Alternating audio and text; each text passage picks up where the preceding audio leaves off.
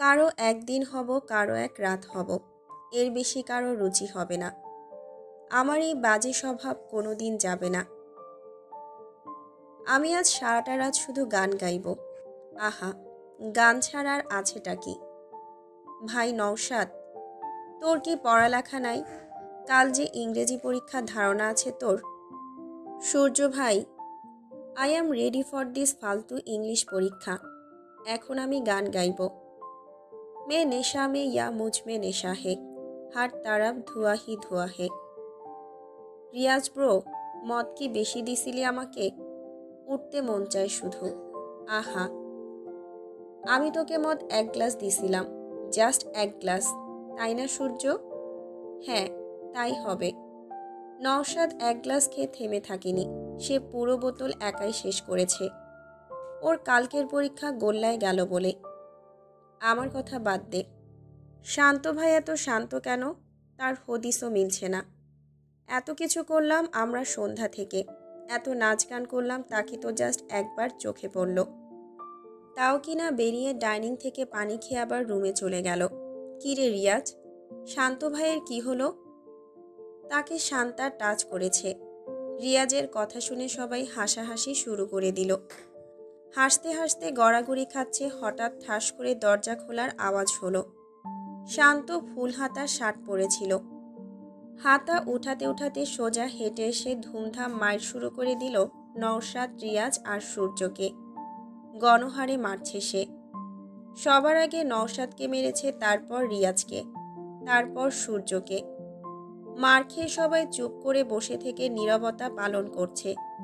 শান্ত ফ্লোরে বসে গিয়ে রিয়াজের হাত থেকে ছো মেরে মদের বোতলটা নিয়ে খাওয়া শুরু করে দিল। আমি বুঝলাম না, আমাদের এলোপাথারি মারার মানেটা কি শান্ত? তুই সব সময় না বলে এসে আমাদের মারামারি শুরু করে দিস। আগে থেকে বললে আমরা একটু রেডি হয়ে নিতাম, তারপর তোর সাথে ফাইট। শান্ত মদ খাওয়া বন্ধ করে রিয়াজের দিকে চোখ তুলে তাকালো। রিয়াজ হালকা কেশে বলল, না থাক, তোর সাথে মারামারিতে জীবনে ফার্স্ট হইনি, শুধু শুধু পাঙ্গা নেব না। শান্ত, এরকম চুপচাপ হয়ে গেছিস কেন? কি হয়েছে তোর? আজ কি তোর পরীক্ষা ভালো হয়নি? শান্ত বোতলটা জানালার দিকে ছুঁড়ে মেরে ফেলে দিয়ে হাত দিয়ে মুখ ভালো করে মুছল। চোখটা বন্ধ করে নিজেকে ঠিক করে বড় একটা নিঃশ্বাস ফেলল। তারপর দাঁতে দাঁত চেপে বলল, সূর্য, আমাকে আজ একটা মেয়ে থাপ্পড় মেরেছে। কথাটা শুনে সূর্য আর রিয়াজ উঠে দাঁড়িয়ে গেল মুখে হাত দিয়ে। নওশাদ মদ খেয়ে অচেতন হয়ে পড়েছিল। শান্তর মুখে এই কথা শুনে সেও দাঁড়িয়ে গেল। কি বললি? তোকে থাপ্পড়? কার এত বড় সাহস? সে কি তোকে চিনত না? তুই পাল্টা মারিসনি? না, পারলাম না। কেন পারবি? পারস তো খালি আমাদের মারতে। শান্ত উঠে চলে গেল রুমের দিকে। আবারও দুম করে দরজা দিয়ে খাটে লম্বা হয়ে শুয়ে পড়ল। তারপর কী সব ভাবতে ভাবতে আবার উঠে বসে গেল। মাথার উপর শোষো করে ফ্যান চলছে, আর কোনো শব্দ নেই। তাও বিরক্তি লাগছে তার। 5 কদম পার হলেই আয়না। আয়নাতে শান্ত নিজেকে দেখছে। এতদিন ভার্সিটি যারা যারা ওর সাথে বাড়াবাড়ি করত, তাদের মেরেও রড বানিয়ে দিত, আর সে কিনা আজ কিছুই পারল না, মার খেয়ে আসলো। গালে হাত দিয়ে মুছতেছে জোরে জোরে। শারিয়ার শান্তকে মারার ফল আমি তোমাকে বোঝাবো। তুমি মরা পর্যন্ত তিলে তিলে আমি তোমাকে কষ্ট দেব। নতুন স্টুডেন্ট হয়ে এত বড় সাহস তোমার? বেয়াদব মেয়ে একটা।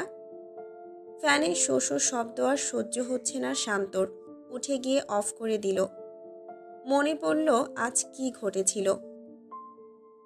সকাল 10টা থেকে 2টা পর্যন্ত ক্লাস ভার্সিটিতে। প্রতিদিনের মতো শান্ত 2 ঘন্টা দেরি করে ভার্সিটিতে পৌঁছালো। ঘুম থেকে উঠতে দেরি হয় বলেই তার এই সময়ে আসা। ইচ্ছে করেই তাড়াতাড়ি ঘুম থেকে ওঠে না সে। কি দরকার? পড়লে পড়বে, না পড়লে নাই। বাবার কথা সম্মান করে বলেই সে পড়াশোনা ধরে আছে এতদিন। সারা বছর একটুও পড়ে না, শুধু পরীক্ষার আগের দিন খাওয়া দাওয়া ঘুম সব অফ করে পড়ে। আর পরীক্ষায় ফার্স্টও হয়। যাই হোক, ধীরে ধীরে সে ভার্সিটির সিঁড়ি দিয়ে দোতলায় যাচ্ছে। তার ক্লাসরুম সেখানেই। উপরে উঠেই দেখলো তার থেকে জুনিয়র একটা ছেলে আরেকটা মেয়েকে ডিস্টার্ব করছে। সেটা চোখে পড়তেই দাঁড়িয়ে যায় শান্ত। ছেলেটাকে সে চেনে, নাম ধরে বলল, এসব কি? সে বলল, ভাই নাক গলাবেন না।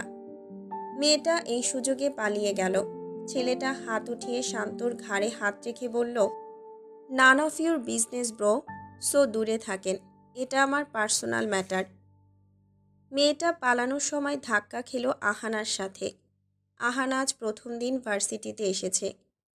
যখন সে নিজের ক্লাসরুম খুঁজছিল তখনই মেয়েটার সাথে ধাক্কা লেগে গেল তার। সরি আপু, কি হয়েছে? তুমি এরকম হাঁপাচ্ছ কেন? আপু হেল্প মি, ওই ছেলেটা আমাকে ডিস্টার্ব করছে, আমাকে টাচ করার চেষ্টাও করছিল। মেয়েটা কথা বলতে বলতে কেঁদে দিল। টাচের কথা শুনে আহানার মেজাজ গেল গরম হয়ে। কোনটা? মেয়েটা কাঁদতে কাঁদতে বলল, ব্লু শার্ট পরাটা।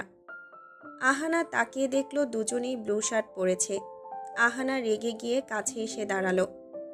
শান্ত ওই ছেলেটার কলার ধরে ওকে ঝাঁকিয়ে বলল, তোর সাহস তো কম নয়, আমার সাথে বড় বড় কথা বলিস। আহানা ভাবল, এরকম গুন্ডা টাইপ ছেলেটাই হবে, ওই আপুটাকে টাচ করার চেষ্টা করেছে। আহানা হুট করে একটা চড় মেরে দিল শান্তর গালে। শান্ত ছেলেটার কলার ছেড়ে অবাক হয়ে পাশে তাকালো। আহানা মুখটা ফুলিয়ে বলল, লজ্জা করে না? মেয়েদের টিচ করো, প্রিন্সিপাল স্যারের কাছে বিচার দেব তোমার নামে, বেয়াদব ছেলে কোথাকার। আহানা কথাগুলো বলে পাশ কাটিয়ে চলে গেল। শান্ত গালে হাত দিয়ে তাকিয়ে আছে, বিশ্বাস হচ্ছে না তার। একটা মেয়ে ওকে চড় মারল, আবার চলেও গেল। যে ছেলেটাকে এতক্ষণ কেলানি দিচ্ছিল সে নিচে বসে শান্তর পা জড়িয়ে বলল, ভাই আমাকে মাফ করে দিন, আমার জন্য আপনাকে ওই আপুটা মেরেছে। ছেলেটা খুব ভালো করেই জানে শান্ত এখন মেয়েটার থাপ্পড় খেয়ে যে রাগের সাগরের স্রোত তার মাঝে বইছে তা ছেলেটার উপরই ঝাড়বে। যা হয়েছে সব ওর কারণেই হয়েছে। ও যদি এত প্যাচাল না করত আজ শান্ত চটটা খেত না। শান্ত চুপচাপ রোবটের মতো হেঁটে তার ক্লাসে ফিরে গেল। চারপাশটা কেমন যেন লাগছে, মনে হচ্ছে দেয়ালও আমার উপর হাসছে। এটা কি ছিল? এত বড় সাহস! একে কিমা করব নাকি ফ্রাই করব? কোনটা করলে আমার চরের প্রতিশোধ উঠানো যাবে? ছেলেদের সাহস হয় না আমার গায়ে হাত তোলার, আর সেখানে একটা মেয়ে এসে কিনা আমাকে মেরে চলে গেল। এত বড় সাহস! ছেলেটা আল্লাহর নাম নিয়ে পালালো। আগামী 10 দিনেও এই ভার্সিটিতে আসবে না। বাপরে, এক বাঁচা বেঁচেছি। খুব রাগ উঠছে আমার। শান্ত ফুলের টপটা হাতে নিয়ে আয়নায় ছুঁড়ে মারল। ছাড়বো না আমি ওকে, তিলে তিলে কষ্ট দেব। আমার পায়ে এসে বলবে ক্ষমা করেন। বাই দ্য ওয়ে, আজ মনে হয় মদ একটু বেশি খাওয়া হয়ে গিয়েছে, এখন ঘুমাতে হবে। মাথাটা চক্কর দিচ্ছে খুব। শান্ত চুপচাপ আবার বিছানায় গিয়ে শুয়ে পড়ল। ফোন বাজছে। মুখটা বেডশিটের নিচে রেখেই হাত বাড়িয়ে বিছানার পাশের টেবিলে হাতিয়ে অনেক খুঁজে ফোনটা নিয়ে রিসিভ করল সে। ওপার থেকে একটা কণ্ঠ ভেসে উঠল, বাবার ভয়েস এটা। এই পৃথিবীতে বাবা ছাড়া শান্তর আর আপন কেউ নেই। যারা আছে তারা সৎ মা, সৎ ভাই বোন। তারা কেউই শান্তকে মেনে নেয় না। তাই শান্ত নিজ থেকে একটা ফ্ল্যাটে একা থাকে। তার সাথে তার 3 বন্ধু থাকে, রিয়াজ, সূর্য আর নওশাদ। বাবা, বলো, ডিনার করেছো? হুম। আবারও ড্রিঙ্কস করেছিস? তোকে মানা করি নাই আমি, কথা শুনিস না কেন? শরীরের জন্য এটা কত ক্ষতিকর জানিস না তুই? বাবা সরি, কি করব, মাঝে মাঝে নিজেকে সামলাতে খেতে হয়। তুমিও তো খাও, আর আমি কি এখন বাচ্চা নাকি? কদিন বাদে অফিসে জয়েন করব, মাস্টার্স ফাইনালটা দিয়ে। নিজের খেয়াল রাখিস শান্ত, আমি চেয়েও তোর খেয়াল রাখতে পারি না। বাবা, নিজেকে দোষারোপ করবে না একদম। আমি তো এখানে নিজের ইচ্ছাতে এসেছি, তাহলে এটা কেন বলো? যাও, ওষুধ খেয়ে ঘুমাও। লাভ ইউ বাবা। শান্ত ফোনটা রেখে দিল। আজ মায়ের কথা খুব মনে পড়ছে। আমাকে ছোটবেলায় একটা ছেলে মেরেছিল বলে মা কেঁদেছিল, আর আজ মা থাকলে আজও কাঁদত নিশ্চয়ই। না, ঘুম চলে গেছে, আর আসবে না ঘুম। যাই, বারান্দা বিলাস করব। হা হা, মানুষ করে বৃষ্টি বিলাস আর আমি করব বারান্দা বিলাস। 1 কাপ কফি হলে জোস হতো। মা যদি থাকতো তাহলে এখন কফি বানিয়ে দিত। না, মা যেহেতু নেই, সব কাজ আমাকেই করতে হবে। এতদিন তো তাই করে আসছি। শান্ত আকাশের দিকে তাকালো। মা, তুমি খাবে? তোমার জন্য বানাই। খাবে না? ও, ঠিক আছে, তাহলে আমিই খাবো। শান্ত দরজা খুলে বের হলো। প্রথমে ওর নজর গেল ফ্লোরের দিকে। রিয়াজের গায়ের উপর পা উঠিয়ে নওশাদ ঘুমিয়ে আছে। তার উপর বাতুলে সূর্য ঘুমায়। বলদগুলো পরীক্ষার আগের দিন মদ খেয়ে পড়ে থাকে। সব সময়ের মতো শান্ত একটা কাঁথা আলমারি থেকে নিয়ে এসে ওদের গায়ে জড়িয়ে দিল। এরা তার কাছে বন্ধু কম, ভাই বেশি। বিপদে আপদে সবসময় ওরা শান্তর পাশে থাকে। কফি বানিয়ে আবারও রুমের দিকে চলে আসলো শান্ত। সে আকাশের দিকে চেয়ে মায়ের সাথে কিছু কথা বলল, আর বলল সেই মেয়েটার কথা যে ওকে মেরেছে। তারপর কী সব ভেবে রুমে ফিরে আসলো। ঘুম পাচ্ছে খুব। 4টা বছর ধরে এই ফ্ল্যাটে সে থাকে, বাবার থেকে বহু দূরে। ঈদে গিয়ে দেখে আসে, থাকার হয়ে ওঠে না। থাকলেই জ্বালা যন্ত্রণা শুরু হয়ে যায় তার সৎ ভাই বোনদের। এখানে একা বেশ আছে। বাবা খরচ চালায়, কিছুদিন পর সে বাবার খরচ চালাবে। অবশ্য বাবা হয়তো টাকা নিতে চাইবে না, অভাব নেই তার। তাও শান্ত তার প্রথম স্যালারি দিয়ে তাকে কিছু একটা গিফট দেবে। কফির মগটা হাতে ঝুলিয়েই শান্ত ঘুমিয়ে পড়ল বিছানায়। হাতে থাকা কফির মগটা ঝুলছে। আজ তার ফ্যান চালানো হয়নি, এসি চালানো। নামই এসি রেখেছে। শান্তর এসি একদমই পছন্দ না, কিন্তু কি করবে, ফ্যানের গটগট শব্দের চেয়ে এটা বেটার। সকাল হয়ে গেছে। বারান্দার থাই গ্লাসের দরজাটা কাল রাতে অফ করতে ভুলে গিয়েছিল শান্ত। সেটা দিয়ে এক পাহাড় রোদ এসে পুরো রুমটা কমলা কালার করে দিয়েছে। কমলা হওয়ারই কথা। সূর্যের কালার তো কমলা, আর তার উপর শান্ত রুমের বেডশিট থেকে শুরু করে পর্দা, কার্পেট সব কিছু কমলা রঙের। দুম করেই ঘুমটা ভেঙে গেল শান্তর। কেন কাল রাতে অফ করলাম না এটা? কেন পর্দা টানলাম না? এত সুন্দর ঘুমটা নষ্ট করে দিল আমার। অসহ্য। পাশের টেবিল থেকে ফুলের টব আরেকটা নিয়ে থাই গ্লাসে ছুঁড়ে মারল সে। টব তো ভেঙেছে, তবে থাই গ্লাস ভাঙেনি। সেটার দিকে ভ্রু কুঁচকে কিছুক্ষণ তাকিয়ে থেকে উঠে গেল শান্ত। হয়তো গ্লাসটা ভাঙলে সে খুশি হতো, রাগ কিছুটা কমতো। বাথরুমে গিয়ে ব্রাশ হাতে নিয়ে আয়নায় তাকাতেই গালের দিকে চোখ গেল তার। মনে পড়ে গেল চরের কথা। তারপর কী সব ভেবে শয়তানি হাসি দিয়ে ফ্রেশ হয়ে বের হলো সে। জ্যাকেটটা পরে ব্যাগ হাতে নিয়ে বেরিয়ে ডাইনিংয়ে এসে দেখল সকালের নাস্তা বোয়া বানিয়ে টেবিলে রেখে চলে গেছে। বাট সে খাবে না। আজ তার একটাই উদ্দেশ্য, সেটা হলো ওই মেয়েটাকে চরের শাস্তি দেওয়া। রিয়াজ, সূর্য আর নওশাদ এক্সাম দিতে চলে গেছে। ওরা অন্য ডিপার্টমেন্টের বলে আজ তাদের পরীক্ষা। কাল ছিল শান্তর। ফ্ল্যাট লক করে বের হলো শান্ত। বাইকে উঠে হেলমেট পরে হাই স্পিড দিয়ে 10 মিনিটে ভার্সিটিতে এসে গেল সে। ভার্সিটিতে আসতেই দেখা হয়ে গেল তমালের সাথে। তমাল হলো শান্তর ক্লাসমেট। সে শান্তকে দেখেই হেসে দিল। শান্ত ভাই, কি খবর? আজ এত তাড়াতাড়ি ভার্সিটিতে তুমি? আজ কি সূর্য উঠেছে নাকি ওঠে নাই? বিশ্বাস হচ্ছে না। চুপ। ওই সূর্যের কারণেই আমার আজ এত সকাল সকাল ঘুমটা ভেঙে গেছে।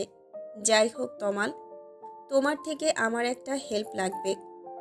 তুমি ফার্স্ট ইয়ারের ক্লাসে গিয়ে বলবে আহানাকে। দেন সে দাঁড়ালে বলবে আমি ডেকেছি। ওকে ভাই।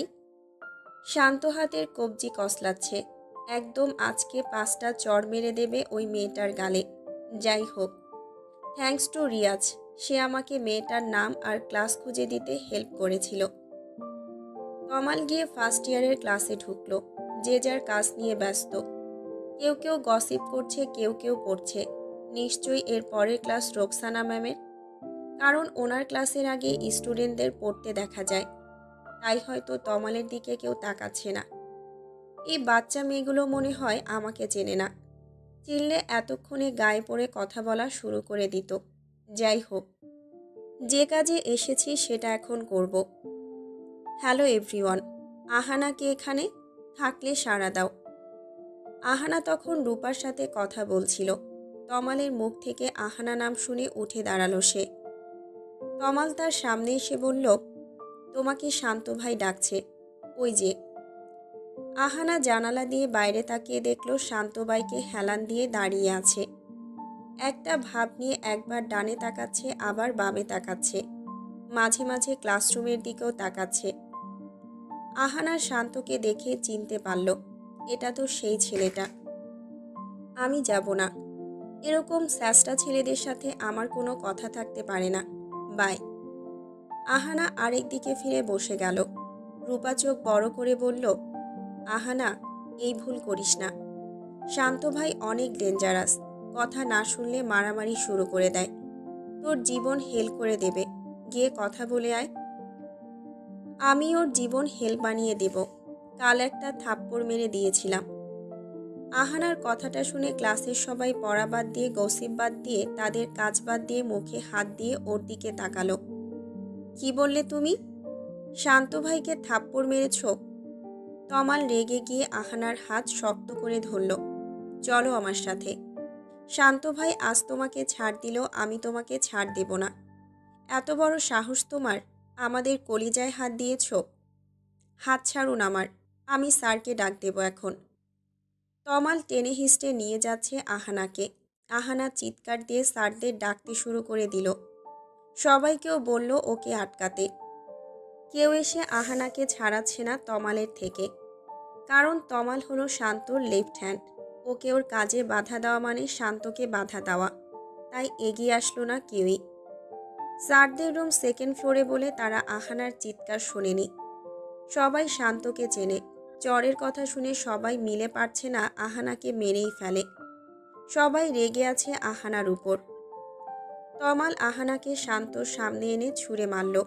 আহানা শান্তর পায়ের কাছে গিয়ে বলল, সানগ্লাসটা ঠিক করে। শান্ত কিছুটা হেসে বলল, পা ধরলেও ক্ষমা করব না আমি। কথাটা বলে দূরের একটা বটগাছের দিকে তাকালো সে। আহানাকে দেখার প্রতি আর কোনো ইন্টারেস্ট তার নেই। আহানা উঠে দাঁড়ালো, তারপর রেগে মেগে আরেকটা চড় মেরে দিল শান্তর গালে। এটার জন্য তমাল আর শান্ত দুজনের একজনও প্রস্তুত ছিল না। আহানা রেগে গিয়ে বলল, এসব কারণে ভার্সিটিতে আসেন? আপনার সাহস কি করে হয় লোক ধরিয়ে আমাকে আমার ক্লাস থেকে টেনে আনার? আমি এখনই গিয়ে স্যারের কাছে আপনার নামে কমপ্লেন করব। শান্ত আর রাগ সামলাতে পারছে না। আহানার হাত মুঠো করে টেনে ধরল সে। কি বললে? বিচার দেবে? ফাইন, চলো আমার সাথে। দেখুন, আপনি এখন বাড়াবাড়ি করছেন, আমার হাত ছাড়ুন বলছি, খুব খারাপ হয়ে যাবে কিন্তু। শান্ত আহানাকে টেনে নিয়ে যাচ্ছে আর বলছে, খুব খারাপ কি হবে? আরেকটা চড় মারবে? এইটুকু বয়সে এত বড় সাহস দেখাও তুমি?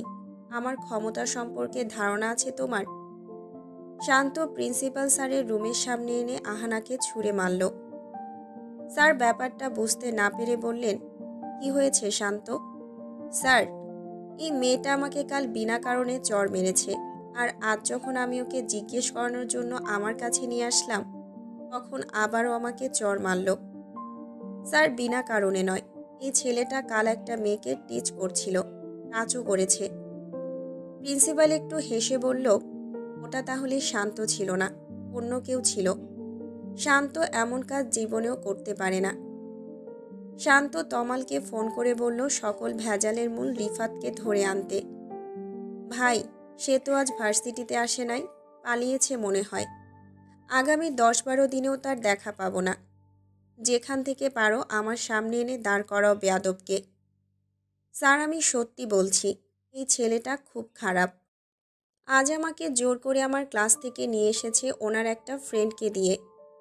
শান্ত দেয়ালে হেলান দিয়ে আহানার কথা শুনে যাচ্ছে। তার আর আহানার দূরত্ব কেবল প্রিন্সিপাল স্যারের টেবিলটার এপার ওপার। আহানা যা পারছে তাই বলে যাচ্ছে স্যারকে। শান্ত হঠাৎ এক টান দিয়ে সানগ্লাসটা খুলে নিল চোখ থেকে। এত জোরে খুলল চশমাটা, আহানা এক প্রকার ভয় পেয়ে গেল। একটু পেছনে সরে গিয়ে আবারও বলা শুরু করলো, প্রিন্সিপাল স্যার শান্তকে খুব ভালো করেই চেনেন, এমনকি ওনারই বন্ধুর ছেলে শান্ত। শান্ত এরকম কাজ করতে পারে না। আহানা যা বলছে এটা যে মিথ্যা কথা সেটা তিনি জানেন, বাট আহানার কথার ধরনে মনে হচ্ছে সে সত্যি বলছে। আহানা বলল, স্যার 1 মিনিট, আমি কালকে সেই মেয়েটাকে আনছি, সেই সত্যিটা বলবে আপনাকে। আহানা এক দৌড়ে ক্লাসে চলে গেল। সেই মেয়েটা ওর ক্লাসেরই, তাকে টেনে নিয়ে আসলো আহানা। এসে দেখলো তমাল কালকের ছেলেটাকে নিয়ে এসেছে, যাকে আহানা শান্তর সাথে ঝগড়া করতে দেখেছিল। বলো আপু, এই ছেলেটা তোমাকে কাল টিচ করছিল না? মেয়েটা চোখ কপালে তুলে তাকিয়ে আছে, কারণ শান্ত ভাই তোকে টিচ করেনি, বরং বাঁচিয়েছিল। তাহলে আহানা ওনার দিকে আঙুল তুলছে কেন? মেয়েটা ভেবে পাচ্ছে না সে কি বলবে। চুপ করে থেকে বলল, না আপু, শান্ত ভাইয়া না, তমাল ভাইয়ার পাশের এই ছেলেটা কাল আমার সাথে খারাপ ব্যবহার করেছিল, আর শান্ত ভাইয়া তো এসে আমাকে বাঁচিয়েছিল। আহানার মনে পড়ল মেয়েটা বলেছিল ব্লু শার্ট পরা, আর কাল ওরা দুজনেই ব্লু শার্ট পরেছিল। আহানা ঢোক গিলে শান্তর দিকে তাকালো। শান্ত অগ্নিদৃষ্টিতে আহানার দিকে তাকিয়ে আছে। স্যার মুখটা গম্ভীর করে বললেন, তোমার নাম কি? আহানা ঢোক গিলে বলল, আহানা ইয়াসমিন। তো আহানা, না জেনে তুমি তোমার সিনিয়র কারোর গায়ে হাত তুলতে পারো না। এখন তুমি এই মুহূর্তে শান্তর কাছে ক্ষমা চাইবে। আহানা চুপ করে থেকে বলল, সরি। যাও, তোমরা যে যার ক্লাসে ফিরে যাও। আর রিফাত, তুমি দাঁড়াও, মেয়েদের হ্যারেস করার শাস্তি তোমাকে পেতে হবে। আমি তোমার বাবাকে কল করছি, এখানে দাঁড়িয়ে থাকো।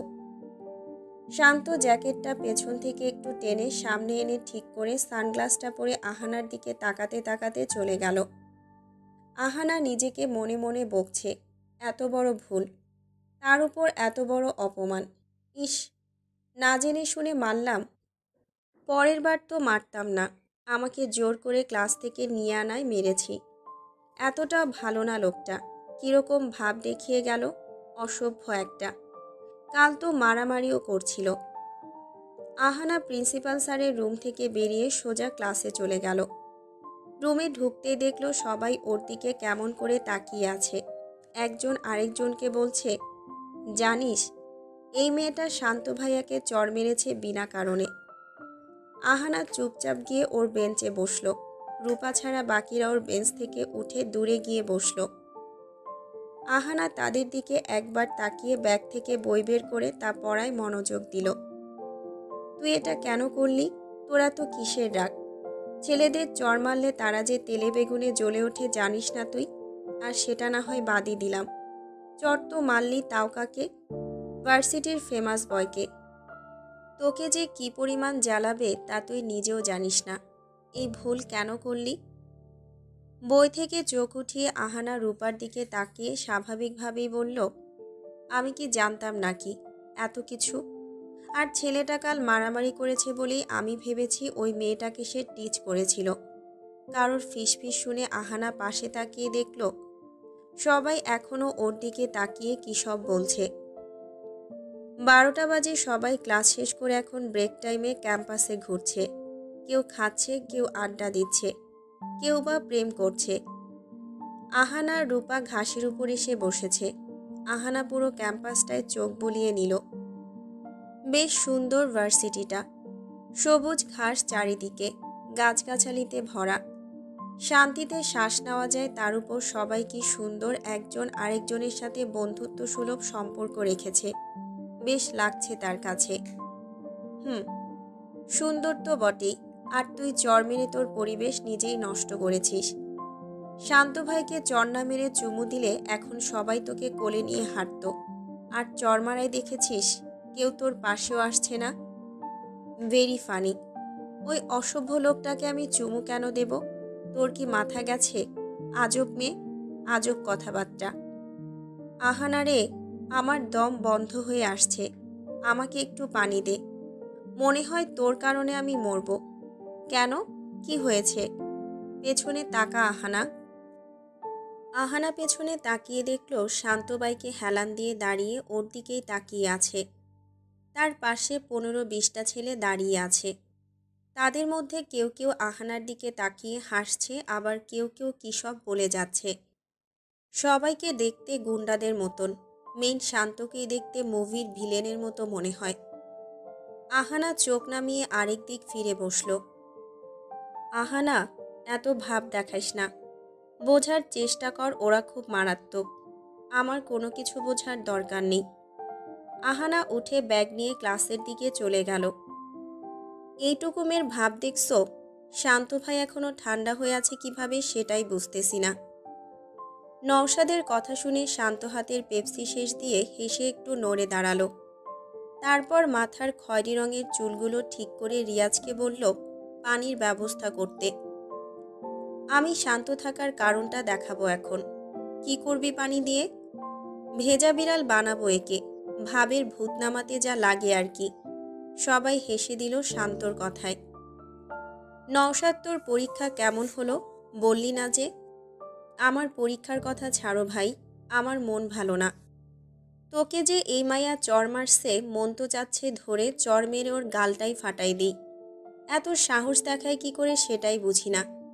চিল, ওরে টাইট দিতে জাস্ট 2-3 দিন লাগবে আমাদের। রিয়াজ, বাদ দে এখন, খেলা শুরু আজ থেকে। আহানা, চল আমাদের বাসায় যাবি। আজকে আমাদের বাসায় তোর দাওয়াত, চল আমার সাথে। না রূপা, আমার টিউশনি আছে, পড়াতে যেতে হবে, তুই যা, পরে একদিন যাব তোদের বাসায়। তুই তো সকাল থেকে কিছুই খাসনি, এখনই খালি পেটে টিউশনি করাতে যাবি? আমি বাসায় ফিরে খেয়ে নেব, একটাই তো। আচ্ছা বাই। রূপা চলে গেল। আহানা রূপার চলে যাওয়া দেখছে। রূপার কত ভাগ্য ভালো, ওর মা বাবা বেঁচে আছে, আর আমার তো। আহানা হেঁটে হেঁটে টিয়াদের বাসায় যাচ্ছে। টিয়া ক্লাস 2তে পড়ে। আহানা প্রতিদিন ওকে দুপুর 3টা থেকে 4টা পর্যন্ত পড়ায়। কি রোদের তাপ, মনে হয় মাথা ফেটে যাবে, তাও হেঁটে হেঁটেই যেতে হবে। শুধু 10 টাকা আছে হাতে, সেটা দিয়ে ফেরার সময় রিক্সা নেবে। আহানা রূপাকে বলল জাস্ট একটাই তো টিউশনি, কিন্তু এটা সত্যি কথা না। সত্যি কথা হলো আহানা আরও 2টো টিউশনি করিয়ে 7টার দিকে বাসায় পৌঁছাবে, খালি পেটেই। মাঝে মাঝে টিউশনিতে নাস্তা দেয়, আবার মাঝে মাঝে দেয় না। আহানার অভ্যেস হয়ে গেছে তাতে। আপন বলতে এই দুনিয়ায় তার কেউ নেই। আগে আশ্রমে থাকতো। সে আশ্রমের ম্যানেজার ছিলেন সালেহা বেগম। উনি আহানাকে পড়াশোনা করিয়েছেন নিজের টাকায়। আহানাকে নিজের মেয়ের মতো বড় করেছেন তিনি। আহানা ওনাকে খুব ভালোবাসত, ঠিক নিজের মায়ের মতো। কিন্তু আহানার 18 বছর পূর্ণ হতেই তার কয়েক মাস পরে তিনি মারা যান। তারপর থেকে আহানার জীবনে নেমে আসে অন্ধকার। কারণ 18 বছর হওয়ার পর সে আশ্রমে কারোরই থাকার নিয়ম নেই, তাই আহানা সেখান থেকে বের হতে বাধ্য হয়। এখন সে একটা বাসায় ভাড়া থাকে, যেখানে তার সাথে 2টা মেয়ে থাকে। আহানা টিউশনি করে তার ভার্সিটির খরচ আর খাওয়া দাওয়ার খরচ চালায়। আশ্রম থেকে বেরিয়েই টিউশনি আর বাসা খুঁজতে কত দিনরাত যে না খেয়ে থাকতে হয়েছে তাকে। টিউশনির সব টাকা মিলিয়ে মাসে 8,000 টাকা দিয়ে বেশ চলে ওর। মাঝে মাঝে শরীর আর কুলায় না এত দৌড়াদৌড়িতে, কিন্তু সে ঘরে বসে থাকলে তার মুখে খাবার কে দেবে? কবে মাংস দিয়ে ভাত খেয়েছে সেটাই ভুলে গেছে। মাত্র 2টাই জামা আছে তার ভার্সিটিতে পরে আসার জন্য। একটা ধুয়ে আরেকটা পরে আসে, আর যেগুলো ছিঁড়ে গিয়েছে সেগুলো বাসায় পড়ে। নতুন জামা কেনার টাকা কই? ব্যাস, এরকম ছোট ছোট জিনিসে কিপটামো করে বেশ চলছে দিন তার। এটাই ভেবে হাসে আহানা। সে তো জানেও না তার বাবা মা দেখতে কেমন ছিল, তাকে আশ্রমে কে রেখে গিয়েছিল। হাঁটতে হাঁটতেই থেমে যায় আহানা।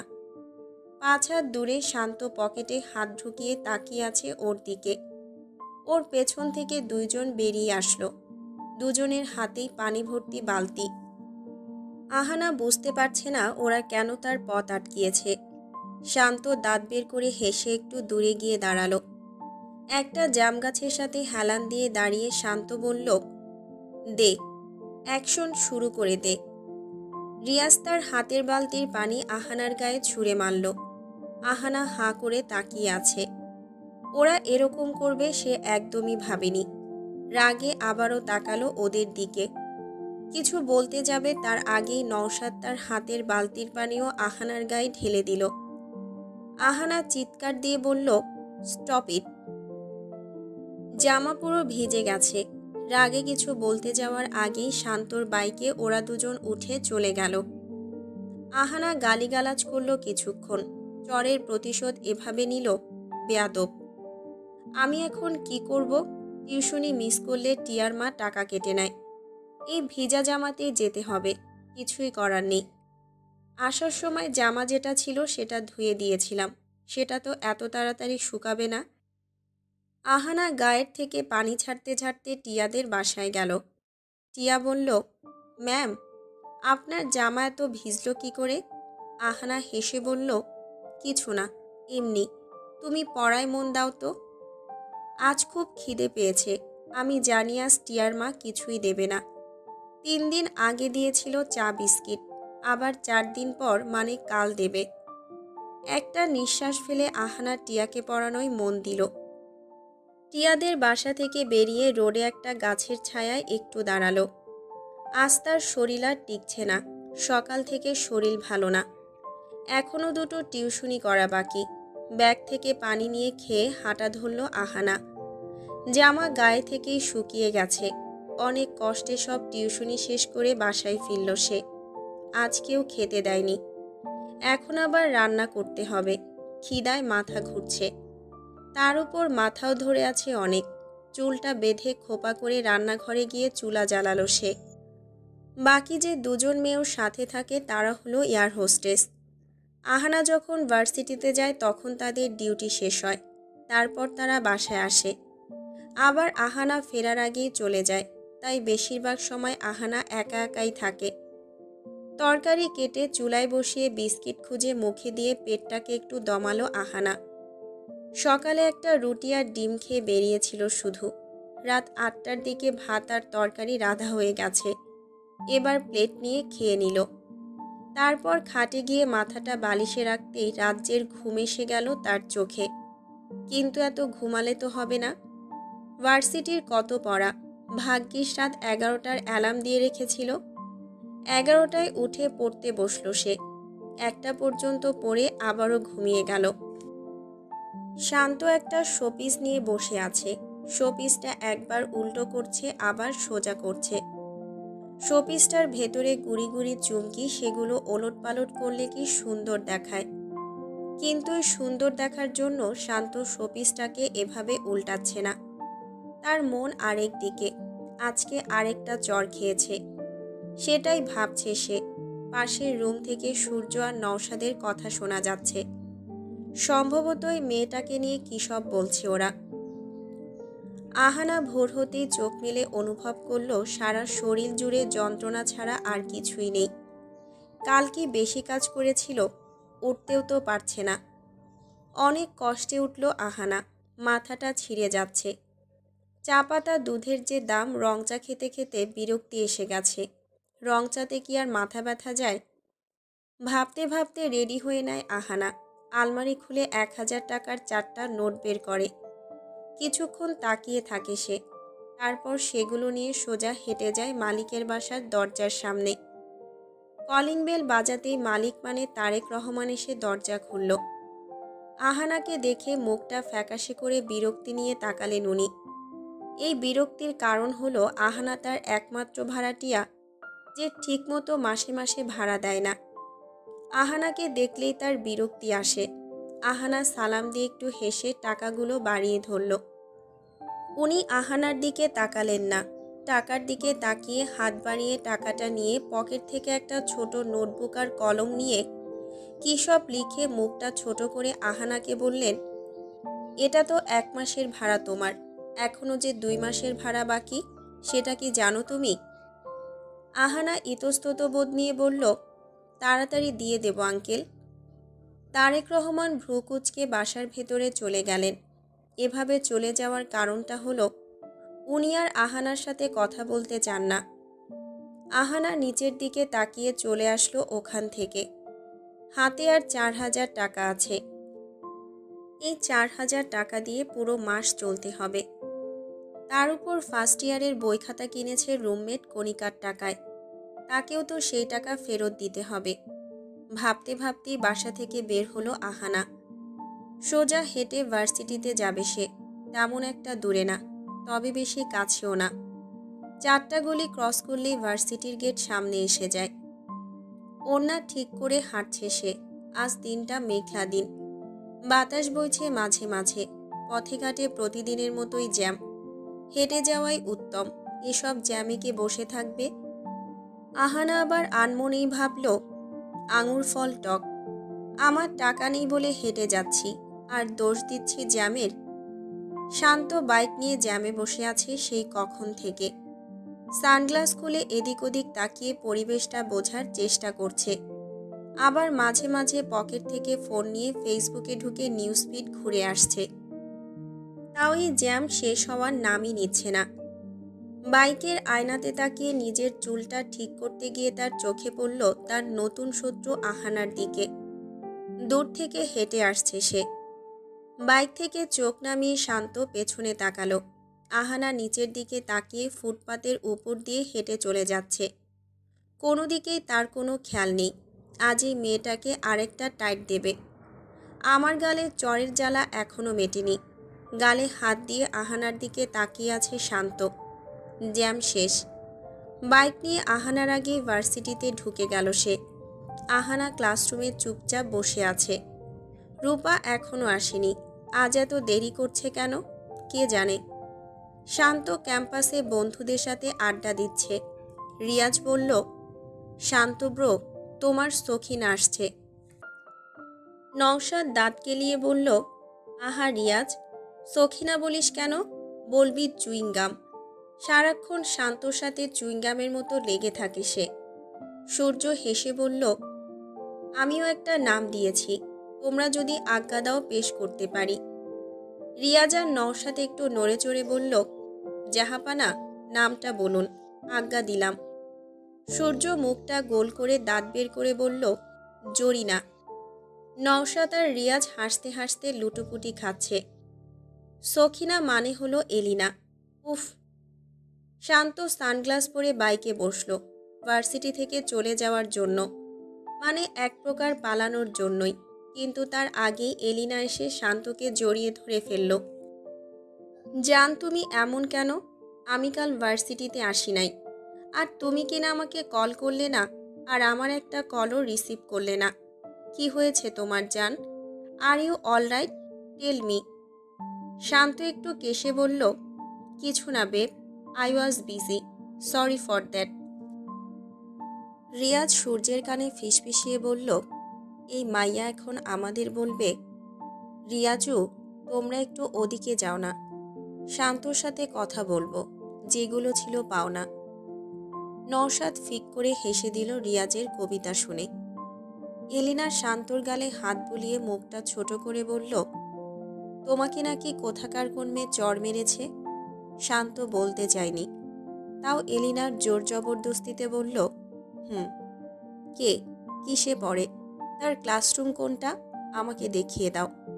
বাদ দাও এলিনা, তোমার ক্লাস শুরু হয়ে যাবে, যাও ক্লাসে যাও, পরে কথা হবে। না, তোমাকে বলতেই হবে। আমি জাস্ট মেয়েটাকে জিজ্ঞেস করব, তার এত সাহস আসলো কই থেকে? রিয়াজ মুখ ফসকে বলে দিল, ফার্স্ট ইয়ার, গ্রাউন্ড ফ্লোর। ব্যাস, এলিনা সেদিকে ছুটল। শান্ত রেগে গিয়ে বলল, কেন বলতে গেলি? সিন ক্রিয়েট করবে এখন। আমার সমস্যা আমি সমাধান করতাম, তুই ওকে বলতে গেলি কেন? এখন পুরো ভার্সিটি মাথায় তুলবে। আরে দেখিস, এখন এলিনয় মেয়েটার কিমা বানাবে। চল দেখব। মাইয়া মাইয়ার মধ্যে ঝগড়া দেখব। মাইয়া মাইয়া চুল টানাটানি দেখতে সেই লাগে। রিয়াজ আর সূর্য এলিনার পেছন পেছন গেল দেখতে। শান্ত চুপচাপ দাঁড়িয়ে আছে ক্যাম্পাসে। মাথার উপরে থাকা সূর্যটা কিরণ দিচ্ছে খুব রেগে। এত রেগে আছে সূর্যটা যে পারতেছে না নিচে নেমে শান্তর মাথার সাথে লেগে কিরণ দেয়। ঝামেলার ভিতরে আরেক ঝামেলা। এলিনা রুমে ঢুকে চিৎকার করে বলল, শান্তকে কে চড় মেরেছিল? সবাই চুপ করে এলিনার দিকে তাকিয়ে আছে। একজন এলিনাকে দেখিয়ে দিল আহানার দিকে আঙুল তুলে। এলিনা এগিয়ে এসে আহানার হাত ধরে ওকে বেঞ্চ থেকে টেনে উঠালো। আহানা বুঝলো এটা হয়তো শান্তর জিএফ হবে। তারপর সে বলল, কে আপনি? আমার হাত ছাড়ুন। এমন বিহেভ করছেন কেন? কে আমি? তোর এত বড় সাহস আমার লাভারের গায়ে হাত তুলিস? আমি ওকে আজ পর্যন্ত একটা ফুলের টোকাও দিইনি, আর তুই কিনা ওকে চড় মারলি? জানতি না ওকে? শান্তকে চিনিস না তুই? বেয়াদব মেয়ে কোথাকার। এলিনা একটা ধাক্কা দিয়ে আহানাকে নিচে ফ্লোরে ফেলে দিল। আহানা কিছু বলতেও পারছে না। আসলেই দোষটা ওর। না জেনে ওই দিন শান্তকে চড় মেরেছিল সে। এলিনা ওর হাত টেনে ধরে আবারও উঠালো নিচ থেকে। তারপর আহানার হাত মুচড়ে ধরল। আহানা এলিনার সাথে পেরে উঠছে না, শুধু বলছে, আমি ইচ্ছে করে করিনি, আমি জানতাম না সত্যি। নতুন নতুন ভার্সিটিতে পা রাখতে না রাখতে এত বড় সাহস দেখালি তুই? আমার শান্তকে চড়? তোর গাল আমি ফাটিয়ে দেব মারতে মারতে। এলিনার হাতের চাপে আহানার হাতের কাচের চুড়ি ভেঙে নিচে পড়ছে সব এক এক করে। শেষে একটা হাত এসে এলিনার হাত ধরে আটকালো। এলিনা চমকে পিছনে ফিরে দেখল শান্তকে। এলিনা, এসব কি করছো তুমি? ছাড়ো ওর হাত। শান্ত এলিনার হাত ছাড়িয়ে নিল আহানার হাতের থেকে। আহানা নিচের দিকে তাকিয়ে একটু সরে দাঁড়ালো। হাতে ব্যথা পেয়েছে অনেক। চুড়ি ভাঙার কারণে হাত কাটা গেছে, তাই ব্যথাটা পেয়েছে সে। শান্ত নিচে তাকিয়ে দেখল চুড়ি সব ভেঙে চুরে পড়ে আছে। আর আহানা নিজের কাটা হাতটা লুকিয়ে তাকিয়ে আছে ওদের দিকে। ক্লাসে সবাই জড়ো হয়ে দাঁড়িয়ে মজা নিচ্ছে।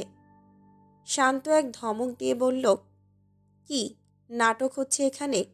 সবাই সবার কাজ করো। শান্তর ধমকে সবাই যে যার কাজে মন দিল।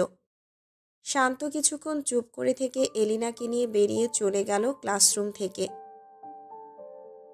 আজ রূপা আসেনি। ক্লাসের এক কোনায় বসে আছে আহানা। জামাটা মুঠো করে ধরে বলল, আমারই দোষ। সেদিন আমি ওই ছেলেটাকে না বুঝে না মারলে এত কিছুই হতো না। সব আমার দোষ। হাতের চুড়িগুলো ভেঙে পড়ে আছে। শখ করে 1 টাকা জমিয়ে 30 টাকা মিলিয়ে চুড়িগুলো কিনেছিল সে। মেয়েটাকে চড় মারলে আমার কষ্ট যেত। আমার বেবিকে মারে কত বড় সাহস! আর তুমিও। বলিহারি কিছু না বলে উল্টো আমার হাত আটকালে। শান্ত ক্লাসরুমের দিকে তাকিয়ে আছে। এলিনা ধাক্কা দিতেই হুঁশ আসলো তার। চারদিকটা কেমন ঠান্ডা পরিবেশ হয়ে গেছে। এই ঠান্ডা হওয়ার কারণটা হলো কিছুক্ষণ আগের ঘটে যাওয়া ঘটনা। কি হলো? কিছু তো বলো। মেয়েটাকে এত নর্মালি হ্যান্ডেল করছো কেন? তুমি না পারলে আমাকে বলো, আমি টাইট দিয়ে দেব। না থাক, আমি অলরেডি টাইট দিচ্ছি। কাল কিছু ফ্রেন্ডকে দিয়ে 2 বালতি পানি ঢেলে দিয়েছিলাম ওর গায়ে। এলিনা হেসে বলল, বেশ করেছ। আমি হলে পুকুরে চুবাতাম। ও হ্যাঁ, আমি তো বলতে ভুলেই গেছি, কাল তো ভার্সিটি থেকে পিকনিকে যাবে। শান্ত সেদিকে খেয়াল নেই। কিছুটা বিরক্তি নিয়ে ক্যাম্পাসের ঘাসগুলোর দিকে তাকিয়ে আছে সে। একদিকে মেয়েটার প্রতি রাগ, আরেকদিকে মেয়েটার সেই অসহায় মুখ। দোটানায় পড়ে গেছে সে। রিয়াজ লাইব্রেরি থেকে এসে শান্তকে বলল, শশী ম্যাম ডাকছে তোকে। শান্ত এলিনাকে বাই বলে ম্যামের কাছে গেল। আসবো ম্যাম? হুম, আসো। কিছু কাজ আছে, তাই তোমাকে ডেকেছি। জানো তো, কাল সবাই পিকনিকে যাবে। Yes ma'am. ম্যাম তার হাতের 2 পৃষ্ঠার একটা শীট ধরিয়ে দিল শান্তর হাতে। শোনো শান্ত, এখানে পিকনিকে যারা যারা যাবে তাদের নাম লিস্ট করা আছে। তুমি ফার্স্ট ইয়ার আর সেকেন্ড ইয়ারের ক্লাসে গিয়ে বলবে সবার নাম আছে কিনা। নামগুলো পড়ে শোনাবে। শান্ত মাথাটা ঝাঁকিয়ে হাঁটা ধরল। উফ, আর কি স্টুডেন্ট ছিল না? আমাকেই কেন এই দায়িত্ব দিতে গেল? এমনিতেও মন মেজাজ ভালো না। শান্ত ফার্স্ট ইয়ারের ক্লাসে ঢুকে এক হাতে শীটটা নিয়ে আরেক হাত পকেটে ঢুকিয়ে মুখটা গম্ভীর করে বলল, অ্যাটেনশন এভরিওয়ান। এটা বলার আগেই দেখলো আগে থেকে সবাই ওর দিকে হাঁ করে চেয়ে আছে। শান্ত মুখের চুইংগামটা একপাশ করে নিয়ে এক এক করে লিস্টের সব নাম পড়ে বলতে লাগলো। আহানা খাতায় একটা রচনা লিখছিল তখন। শান্তর মুখে আহানা নাম শুনে আহানা চমকে তাকিয়ে রইল শান্তর দিকে। সবার শেষের নামটি আহানার ছিল। আহানা তো নাম দেয়নি। 1200 টাকা ছিল পিকনিকের ফিস, তাই সে নাম দেয়নি। তার কাছে এত টাকা নেই। তাহলে টাকাটা দিল কে? শান্ত যতজনের নাম নিয়েছে তাদের মধ্যে যারা মেয়ে ছিল তারা তো বুকে হাত দিয়ে অজ্ঞান হওয়ার মতো অবস্থা। শান্ত তাদের নাম নিয়েছে, এটার চাইতে ধুকপুকালা ফিলিং আর কি হতে পারে। শান্ত কাগজটা পকেটে ঢুকিয়ে হেঁটে চলে গেল। কারোর দিকেই তাকালো না। তাকানোর মুড নেই। কেন তাকাবে? এদের কারোর প্রতি তার কোনো ইন্টারেস্ট নেই। এলিনার প্রতিও না। এলিনা হুদায় গায়ে লেগে পড়ে থাকে। প্রেম ভালোবাসা শান্তর একদমই পছন্দ না। আসলে সে জানেও না প্রেম কি, ভালোবাসা কি। চুপচাপ চলে গেল সে।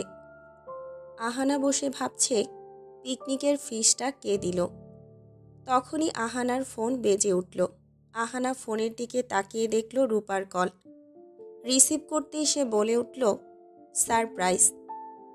আমি পিকনিকের লিস্টে তোর নাম দিয়ে দিয়েছি, আর ফিসও দিয়ে দিয়েছি। আমি জানতাম তুই ফিস দেওয়ার ভয়ে যাবি না, তোকে ছাড়া মজা পাবো না, তাই ফিসটা আমি নিজেই দিয়ে দিলাম। তোকে তো আমি নিয়েই ছাড়ব।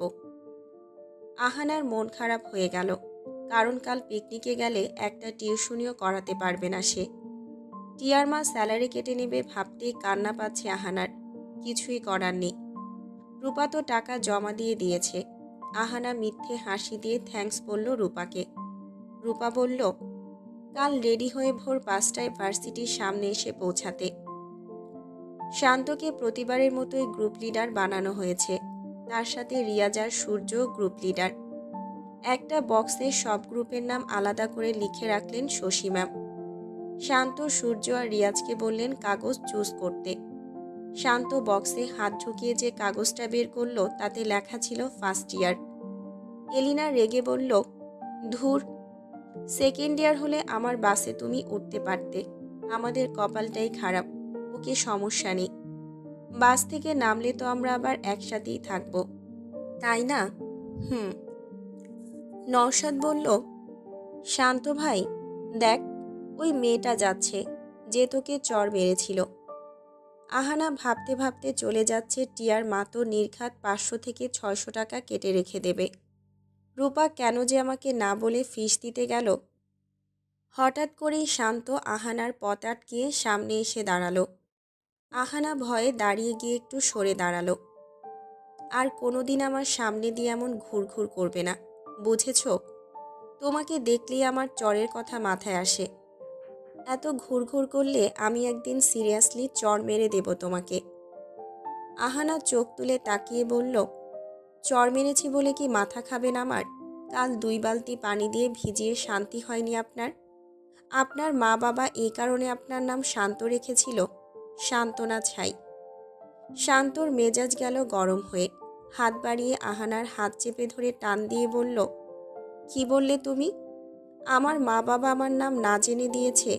তোমার সাহস হয় কি করে তাদের নিয়ে কথা বলার? How deer you! আহানার হাতে যে চুড়িটা ছিল সেটাও এখন ভেঙে গেছে। আহানা বলছে ওর হাত ছেড়ে দিতে, কিন্তু শান্ত ছাড়ছেই না। ওর বাবা মা নিয়ে কথা না বললেও পারত। তাদের নিয়ে কথা বলায় শান্তর মেজাজটাই খারাপ হয়ে গেছে। তুমি আসলে একটা বেয়াদব মেয়ে। কথাটা বলে শান্ত আহানার হাত ছুঁড়ে ফেলে দিল। আহানা তার হাতের দিকে তাকিয়ে দেখল সকালে যে রক্ত শুকিয়ে গিয়েছিল সেটা আবার তাজা হয়ে গেছে। আহানা ব্যথা পেয়ে শান্তর দিকে তাকিয়ে রেগে বলল, আপনিও তাহলে একটা বেয়াদব। আপনি মেয়েদের ইজ্জত দিয়ে কথা বলতে পারেন না, খুব খারাপ আপনি। আহানা শান্তকে বকতে বকতে চলে গেল। শান্ত মুখ ফুলিয়ে ঘাসের দিকে তাকাতেই ওর চোখ গেল ঘাসের উপর থাকা নীল চুড়িটার দিকে। চুড়িটা 2 ভাগ হয়ে পড়ে আছে। শান্ত ঘাসের উপর থেকে চুড়িটা দেখে হাতে নিয়ে পেছনে তাকালো আহানার দিকে। আহানা হাত ঝুলিয়ে হেঁটে যাচ্ছে। হাতে লাল লাল দাগ স্পষ্ট দেখতে পাচ্ছে শান্ত। এলিনা আসতেই শান্ত চুড়িগুলো মুঠো করে ফেলল। তুমি এখানে কি করো? শশী ম্যাম ডাকছে তোমাকে, সেই কখন থেকে। চলো তো। শান্ত চুড়িগুলো পকেটে ঢুকিয়ে ম্যামের কাছে গেল। ম্যাম এক এক করে সবাইকে টি শার্ট দিচ্ছে। এগুলো কাল সবার গায়ে থাকবে। কালো টি শার্ট, মাঝখানে ভার্সিটির নাম লেখা। ম্যাম আহানাকেও ডাক দিল। আহানা চোখ মুছে পিছনে তাকিয়ে বলল, আসছি ম্যাম। ম্যামের কাছে আসতেই ম্যাম টি শার্টটা দিয়ে বলল, কাল যে ড্রেসই পরুক না কেন তার উপর দিয়ে পরতে। আহানা বলল, ঠিক আছে। আরেকটা জামা কেন পরব? শুধু টি শার্ট পরলেই হয়, তাই না বেব? আমি তো শুধু টি শার্ট আর জিন্স পরেই আসব। শান্ত এলিনার কথার প্রত্যুত্তরে কিছুই বলল না। রাগী লোকে আহানার দিকে তাকিয়ে আছে সে। তার মন আহানার দিকে। আহানার শার্টটা নিয়ে শান্তর দিকে না তাকিয়ে চলে গেল ভার্সিটি থেকে। ওকে গাইস, আমি আজ বাসায় যাই, আমার অনেক কাজ আছে। এটা বলেই শান্ত পকেট থেকে চাবি নিয়ে তাড়াতাড়ি বাইক স্টার্ট করে বেরিয়ে গেল। বেব, রাতে কল করলে রিসিভ করো। শান্ত মনে মনে ভাবল, ফোন অফ করেই রাখবে, তাই ভেবে হেসে দিল সে। আহানা হেঁটে টিয়াদের বাসার দিকে যাচ্ছে। শান্ত বাইক নিয়ে একদম আহানার সামনে পথ আটকিয়ে ব্রেক করল। আহানা ভ্রু কুঁচকে বলল, কি সমস্যা আপনার? এরকম করেন কেন? আমার পথ থেকে সরুন, আমার আপনার মতো এমন ফালতু কাজ নেই। শান্ত বাইক থেকে নেমে আহানার দিকে একটু এগিয়ে গিয়ে বলল, কি বললে তুমি? ফালতু কাজ? তাই নয় তো কি? আমি আমার কাজে যাচ্ছি আর আপনি আমার পথ আটকে রেখেছেন। এত ডিস্টার্ব করেন কেন আমাকে? কে তোমাকে ডিস্টার্ব করছে? যাও না, আমি তো তোমার হাত ধরে রাখিনি। আহানা চোখ বাঁকিয়ে পাশ দিয়ে চলে যাওয়া ধরল। শান্ত আহানার সামনে গিয়ে আবারও পথ আটকালো। কি হলো? যাও। আপনি আমার পথ আটকে রাখলে যাব কি করে? সাহস থাকলে গিয়ে দেখাও। আপনি চানটা কি? একটু খোলাসা করে বলুন তো। তুমি আমাকে দেখলে এত ভাব দেখাও কেন? তখন টি শার্ট নিয়ে চলে যাওয়ার সময় আমাকে দেখেও না দেখার ভান করছো। আজব তো, আমি কোন দিকে তাকাবো আর কোন দিকে তাকাবো না সেটা আপনাকে জিজ্ঞেস করে করব? আপনার অনুমতি নেব? আর আপনার মধ্যে তাকানোর আহামরি কিছু তো আমি দেখছি না। কি বললে? আমার জন্য ভার্সিটির সব মেয়ে পাগল, আর তুমি আমাকে বলো আমার মধ্যে আছেটা কি? হ্যাঁ, পাগল বলেই বলে। কোনো ভালো মানুষ আপনাকে পছন্দ করবে না। আপনাকে নায়ক কম গুন্ডা বেশি মনে হয়। শান্ত খুব রেগে যাচ্ছে। এই মেয়েটা কেন এত বাজে বিহেভ করছে? কি সমস্যা তার? একবার চর মারো, আবার এখন বড় বড় কথা বলছো। লজ্জা করে না তোমার?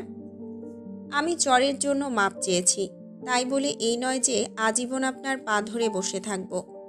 আমার সময় নষ্ট করবেন না, পথ থেকে সরুন, আমার অনেক কাজ আছে। শান্ত একটু এগিয়ে গিয়ে বলল, কি কাজ? কিসের কাজ? ছুটির পর তোমার আর কি কাজ থাকতে পারে? ও হ্যাঁ, বিএফের সাথে এক্সট্রা ক্লাস থাকতেই পারে। আপনার যা খুশি তাই ভাবুন, আমাকে যেতে দিন প্লিজ। শান্ত কিছু না বলেই সানগ্লাসটা পরে নিয়ে বাইকে উঠে চলে গেল। অসভ্য একটা লোক, খালি খালি আমার পিছে লেগে আছে। বেয়াদব উগান্ডা কোথাকার। আহানার মনে পড়ে গেল 3টা বেজে এসেছে। তাড়াতাড়ি করে দৌড় মারল সে। টিয়াদের বাসায় যেতে আজ দেরি হয়ে যাবে, শুধুমাত্র এই বেয়াদবটার জন্য। শান্ত বেডে বসে একটা বল নিয়ে দেয়ালে মারছে, আবার বলটা ব্যাক করে শান্তর দিকেই আসছে। শান্ত সেটা ক্যাচ নিয়ে আবারও ছুঁড়ে মারছে। রাগে মাথা ফেটে যাচ্ছে তার। মাঝে মাঝে বল মারার গতিটা বাড়িয়ে দেয় সে, যার কারণে বল দেয়ালে বাড়ি খেয়ে খুব জোরে শান্তর দিকে ব্যাক করে। শান্ত ক্যাচ করতে পারল না। বলটা গিয়ে ওর হাতে আঘাত হানল। শান্তর গায়ে কিছু ছিল না, আঘাতের লাল দাগ হয়ে গেছে হাতের উপরিভাগে। শান্তর রাগ আরও বেড়ে গেল। বলটা নিয়ে আরও জোরে মারল সে। লাইফে আজ পর্যন্ত কোনো মেয়ে এমনটা করেনি, এমন বিহেভও করেনি আমার সাথে। আমার একটা চাহনিতেই মেয়েরা পাগল হয়ে যায়, আর সেখানে এই মেয়েটা তো ভাব দেখাচ্ছে আমাকে।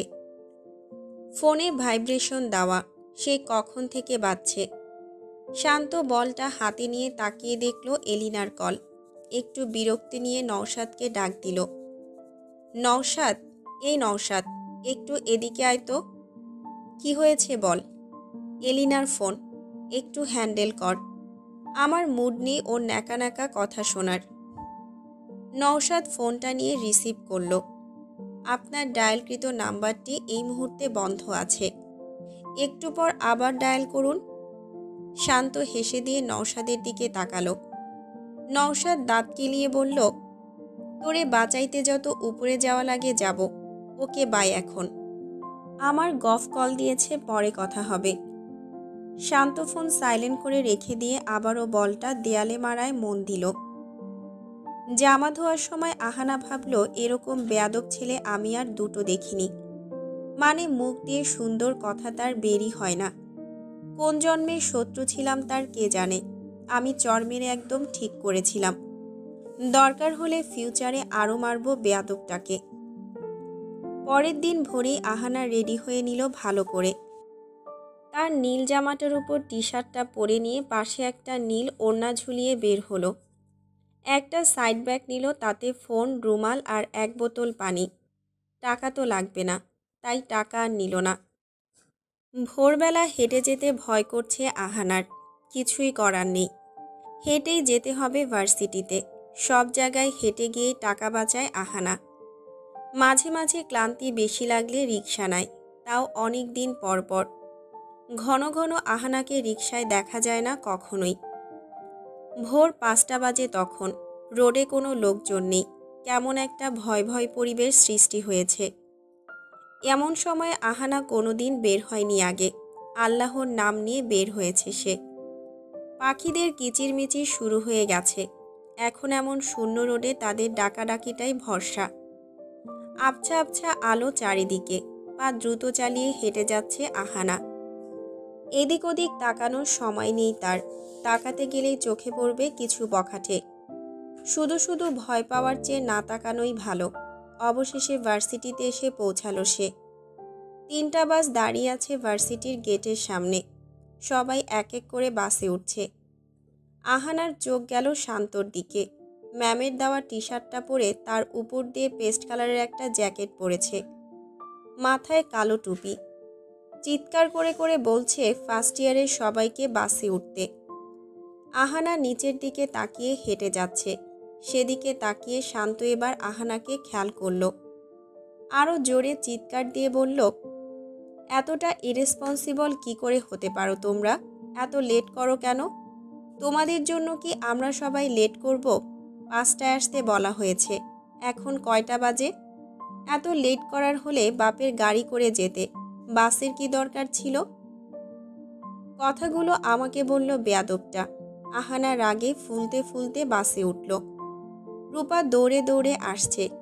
এই দাঁড়ান শান্ত ভাইয়া, আমার জন্য দাঁড়ান। ওয়েট, বাস ফুল, তুমি সেকেন্ড ইয়ারের বাসে যাও। কিন্তু শান্ত ভাইয়া, আমার বান্ধবী তো এই বাসে, আর আমিও তো ফার্স্ট ইয়ারের। সেই হিসেবে তো আমার এই বাসেই যাওয়া উচিত। তো আর একটা সিট খালি আছে মাত্র, সেটা তোমাকে দিলে তোমার জন্য কি আমি বাসে দাঁড়িয়ে দাঁড়িয়ে যাব? লেট করেছো কেন তাহলে? এখন আর জায়গা নেই বাসে। রূপা মন খারাপ করে চলে গেল আরেক বাসে। শান্ত বাসে উঠে তার সিটের দিকে তাকিয়ে দেখল একটা মেয়ে আর একটা ছেলে বসে দাঁত কেলিয়ে আছে ওর দিকে তাকিয়ে। তাদের দাঁত কেলানোর মানেটা হলো তারা বিএফ জিএফ একসাথে টাইম স্পেন্ড করতে চায়। শান্ত যেন পেছনে গিয়ে বসে। শান্ত ভ্রুকুচকে পেছনের দিকে চলে গেল। আহানা জানালা দিয়ে বাইরের দিকে তাকিয়ে আছে। শান্ত দেখল শুধু আহানার পাশের সিটটাই খালি পড়ে আছে। উফ, এখন এই মেয়েটার সাথেই বসতে হবে আমাকে। বাস একটান দিতেই শান্ত গিয়ে আহানার গায়ে পড়ল। আহানা চমকে পাশে তাকিয়ে দেখল শান্ত নাক বরাবর 2 হাত 2 পাশে রেখে নিজেকে সামলিয়েছে। না হলে আহানার মুখের সাথে লেগেই যেত একটুর জন্য। আহানা চোখ বড় করে বলল, আপনি এখানে? শান্ত আহানার কথায় কান্না দিয়ে ঠিক হয়ে ওর পাশের সিটে বসে গেল। আমি আপনার সাথে বসবো না, উঠুন, আমি আরেক সিটে গিয়ে বসবো। শোনো, অন্য সিট খালি হলে আমি তোমার সাথে এখন বসতে আসতাম না। ঢং। আহানা মাথা উঁচু করে সামনের সিটগুলো দেখল, সবই ফুল। তারপর বিড়বিড় করে একটু চেপে গিয়ে বসল। শান্ত নিজের ফোন নিয়ে গান প্লে করে হেডফোনটা কানে গুঁজে নিল। আহানা জানালা দিয়ে ভোরের ঢাকা দেখছে। কি সুন্দর। তেমন কোনো গাড়ি নেই, নেই কোনো যানজট। কি ভালো লাগছে আহানার। কতদিন পর সে ঘুরতে বের হয়েছে। একজন দুজন লোক রোড পরিষ্কার করছে। একটা গাছ থেকে কতগুলো পাখি কিচিরমিচির করতে করতে আরেকটা গাছে গিয়ে বসছে। আহানা সেটা দেখে হাসছে। শান্ত চোখ বন্ধ করে গান শুনতে শুনতে ঘুমিয়ে গেল। সেতু থেকে নামতে গিয়ে বাস একটা ব্রেক করতেই আহানা গিয়ে সামনের সিটের সাথে জোরে একটা বাড়ি খেল। শান্ত শব্দ পেয়ে জেগে চোখ মেলে এদিক ওদিক তাকিয়ে দেখল। তারপর মাথাটা একটু বের করে সামনে তাকিয়ে দেখতে পেল বাস থেমে আছে। সামনে কিছু লোক জড়ো হয়ে বাসের ড্রাইভারের সাথে ঝগড়া করছে আর খারাপ ভাষায় গালিগালাজ করছে। শান্ত আবার কানে হেডফোন গুজতে গুজতে পাশে তাকাতেই দেখল আহানা মাথা ঘষছে হাত দিয়ে। বাসে চড়তে পারে না, আবার পিকনিকে যায়। ঢং যত্ত সব। কথাটা শুনে আহানা রেগে পাশে তাকালো শান্তর দিকে। কি সমস্যা আপনার? আমি কি বলেছি আমার মাথায় মলম লাগিয়ে দেন? শান্ত আহানার কথা উপেক্ষা করে আবারও চোখ বন্ধ করে গান শোনায় মনোযোগ দিল। আহানা মনে মনে শান্তকে বকে বাইরের দিকে তাকালো। বেশ লাগছে। হালকা হালকা রোদ উঠেছে। রোডের দোকানপাট স্পষ্ট নজরে আসছে। কেউ কেউ দোকান খুলছে, কেউ বা খুলে ফেলেছে। আবার অনেকেই খোলেনি। মনে হয় আরেকটা সেতু আসছে সামনে। আহানা ভয় পেয়ে শক্ত করে বাস ধরে রেখেছে আগে থেকেই। তাও বিরাট আরেকটা ধাক্কায় আহানার হাত স্লিপ খেয়ে আবারও সামনের সিটের সাথে বাড়ি খাওয়া ধরতেই সে চোখ বন্ধ করে ফেলল সাথে সাথে। কিন্তু কই, ব্যথা তো পেল না। আহানা চোখ খুলে দেখল একটা হাত এসে ওর সামনে দিয়ে গিয়ে জানালা ছুঁয়ে রেখেছে। এই হাতের জন্যই সে ব্যথা পায়নি। হাতটা শান্তর। আহানা ব্যথা পাবে বলে শান্ত তখন সাথে সাথে তার হাত দিয়ে দিয়েছিল আহানার সামনে। শান্তর হাতের কারণে আহানার সামনের সিট পর্যন্ত যায়নি, ব্যথাও পায়নি। আহানা পাশে তাকাতেই শান্তর সাথে সাথে তার হাতটা সরিয়ে ফেলল। উফ, কেন যে সব আনকালচার মেয়েদের সাথে বাসে উঠলাম। আপনাকে আমি ধরে রেখেছি নাকি? গিয়ে আরেক সিটে বসেন। আর সিট না পেলে এক কাজ করেন, একটা মেয়েকে উঠিয়ে সিট বদল করেন। তার সিটে আপনি বসেন, তাকে এনে এখানে বসান। তোমার কথায় চলবো আমি? এখানে সব কাপল বসেছে, না হলে তোমার সাথে বসার কোনো ইচ্ছে নেই আমার। এত বকবক করে আমার মাথা খাবে না তো। আহানা আবারও বিড়বিড় করে জানালার দিকে ঘুরে বসল। বাতাসে ঘুম এসে যাচ্ছে তার।